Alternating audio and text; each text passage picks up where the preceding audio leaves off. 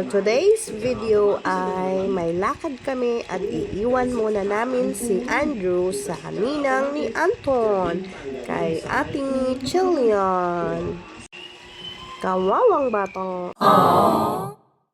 Pagkatapos nga niyan ay pumunta na kami ng parking at ang sinama lang namin dito ay si Kuya Anton dahil hindi siya kayang bantayan. Alam niyo naman na pag Anton ang pangalan, walang magtitiis dyan kundi ang kanyang mga magulang.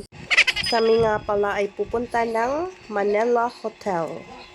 Blueprint Hotel na matutugtuan sa Ongpin, Manila. May imimit lang kaming client dito dahil may meeting si principal kaya dito na namin naisipang mag-meet up. Dahil ang mga mukhang pera kahit saan pa yan, pupunta ka. Dito kami nag-meet up ng client at dito sa upuang to ko siya aantayin at nagulat nga ako dahil may senior palang nakaupo dyan. Hooray! At nagpicture nga kami ni ma'am pagkatapos niyan dahil yung principal ay nagmamadali na dahil may meeting pa siya. Oha, pak, aura! Pagkatapos ko nga makipag-meeting ay naisipan naming sunduin ang aking biyenan sa kanyang trabaho.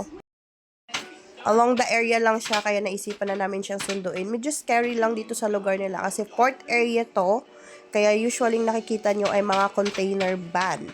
At sa kasamaang palad ay nahuli kami dito, day. Diyos ko, day. At dito na kami sa office ng kanyang lola. Hindi naman halatang excited siya pumunta sa office ng lola niya. Ganito kasi ginagawa namin kapag pupunta kami ng supplier, then nasa Manila lang, dadaanan namin siya. Pero syempre, isabay na namin siya at hindi na siya mahirapan pang mag-commute. After so many hours, ay nandito na kami sa sasakyan.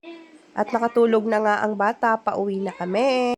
Syempre, pag nasa labas kami, mandatory kain. Dito lang naman yan sa Chowking. Ganito ginagawa namin kapag sinusundo namin si mother-in-law. Parang ito na yung ginagawa naming bonding dahil ang busy-busy talaga ng mga person. Pagkatapos nga namin kumain ay dumaan ako sa Mercury Drug. Sakto na sa tapat lang para bumili ng vitamins at gamot ni Baby Andrew. Kala nyo doon na natapos at syempre dumaan muna kami ng Dali para bumili ng drug. First time ko nga makapasok dito kaya hindi ako bumili, day. Yung biyanan ko lang, day. Taga-bit-bit na lang ako, day, dahil ayokong bumili, day.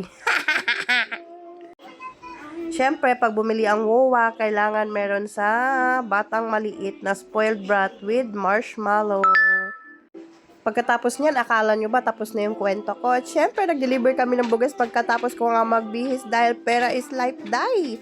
Mukha tayong pera kaya lubos-lubusin mo na. Yan lang. Bye!